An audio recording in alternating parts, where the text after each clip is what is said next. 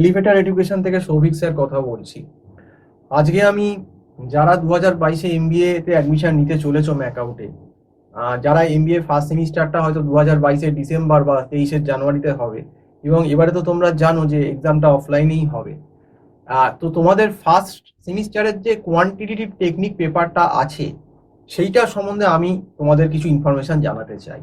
দেখো, তোমাদের যে কোয়ান্টিটেটিভ টেকনিক পেপারটা আছে, অ্যাকচুয়ালি পেপারটা দেখতে একটা পেপার হলেও এর ভেতর কিন্তু 3 রকম সাবজেক্ট আছে। ফার্স্ট সাবজেক্ট যেটা আছে সেটা হচ্ছে স্ট্যাটিস্টিক্স 1, তারপর আছে স্ট্যাটিস্টিক্স 2, এবং তারপর আছে অপারেশন রিসার্চ। এবং 2018 সালে তোমাদের এই কোয়ান্টিটেটিভ টেকনিক যে পেপারটা সেটা রিভাইজড করে ইউনিভার্সিটি। এইবার তার আগে মানে তোমাদের যারা সিনিয়র 2018-এর আগে যে সিলেবাসে পড়েছে, তখন এই পেপারটারই 3টে পার্টে ভাগ ছিল। সেই একটা পার্ট ফার্স্ট সেমিস্টারে স্ট্যাট 1টা পরীক্ষা হতো 100 নম্বরে, তার সঙ্গে অল্প কিছু ক্যালকুলাস জুড়ে দিয়েছিল। আর সেকেন্ড সেমিস্টারে তোমাদের যে স্ট্যাটিস্টিক্স 2 পুরোটা আছে তোমাদের এই কোয়ান্টিটেটিভ টেকনিক পেপারে, সেইটা 100 নম্বরে পুরো পরীক্ষা হতো। আর থার্ড সেমিস্টারে তোমাদের ওয়ারের যে সিলেবাসটা আছে সেটার প্রায় পুরোটাই পরীক্ষা হতো থার্ড সেমিস্টারে। আর তার সঙ্গে হয়তো আরো কিছু 2-3টে টপিক অ্যাড করতো, কিন্তু মোটামুটি তোমাদের যে সিলেবাস সেটা থার্ড সেমিস্টারে ওয়ারের প্রায় 60-70% ছিল। এবার এই 3টে পেপার পাঞ্চ করে 2018 সালে ম্যাকআউট সিলেবাসটা রিভাইজ করে পিউটির ভেতর এই পেপারটার ভেতর 3টে পেপার একসঙ্গে পাঞ্চ করে দেয়।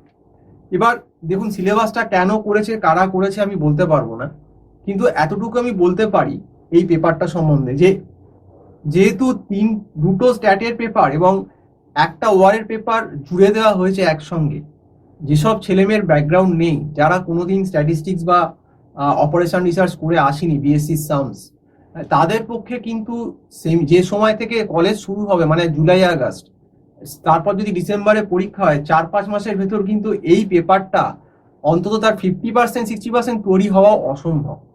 সেই জন্য আমি তোমাদেরকে অ্যালার্ট করছি যে তোমাদের যদি মনে হয় যে তোমরা এই অপারেশন রিসার্চ বা স্ট্যাটিস্টিক্স 2 যেগুলো probability, binomial, Poisson, normal, hypothesis, ANOVA, এই সমস্ত জিনিসগুলো একদম জানো না, স্ট্যাট সম্বন্ধে কোনো সম্যক জ্ঞান নেই, আমি কিন্তু বলবো এখন থেকেই পড়ো, আর লেট করো না। আজকে মার্চের প্রায় 25-26 তারিখ হয়ে গেল, তোমরা কিন্তু এখন থেকেই কিন্তু পেপারটা পড়া শুরু করে দাও, নইলে কিন্তু শেষ করতে পারবে না। এবং এখনো থেকেই পড়া শুরু করেও কিন্তু পুরো পেপার শেষ করা যাবে না, হয়তো আমরা তো 70%-75% কভার করতে পারবো, কিন্তু যারা মনে করবে যে না আমি যখন কলেজ খুলবো জুলাই আগস্ট পেরিয়ে যাবে, এই ডিসেম্বরে পরীক্ষা 3 মাস আগে আসবো, আমি কিন্তু পরিষ্কার বলছি আমরা কোনোভাবেই সেই সমস্ত স্টুডেন্টদের নেব না, কারণ নিয়ে কোনো লাভ নেই।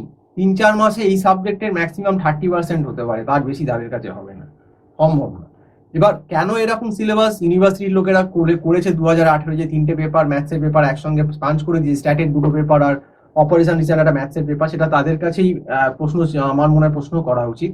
কারণ একটা স্টুডেন্টদেরও দোষ দিয়ে লাভ নেই, তাদেরও একটা ক্যাপাসিটি আছে। তুমি যখন সেমিস্টারের সময়টাকে 4 মাস করেছো, তখন নিশ্চয়ই যারা ইউনিভার্সিটিতে যারা এই সিলেবাসটা সেট করেছে তাদেরও ভাবা উচিত, যেহেতু বিভিন্ন ধরনের ব্যাকগ্রাউন্ড থেকে ছেলেমেয়েরা আসে, আর্টস, কমার্স, সায়েন্স থেকে, তো আমার সিলেবাসটা এমনভাবেই করা উচিত যে যেটা কিন্তু 4 মাসে করা যায়।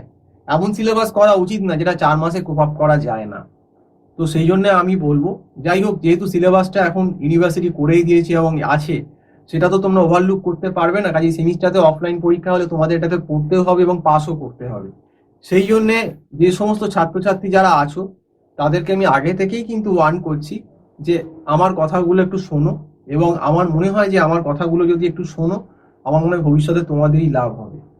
আমি আমার কাছেই পড়তে হবে আমি বলছি না একবারও, কিন্তু এই পেপারটা আমি বলবো অন্তত কোনো টিচারের গাইডেন্স কিন্তু নাও।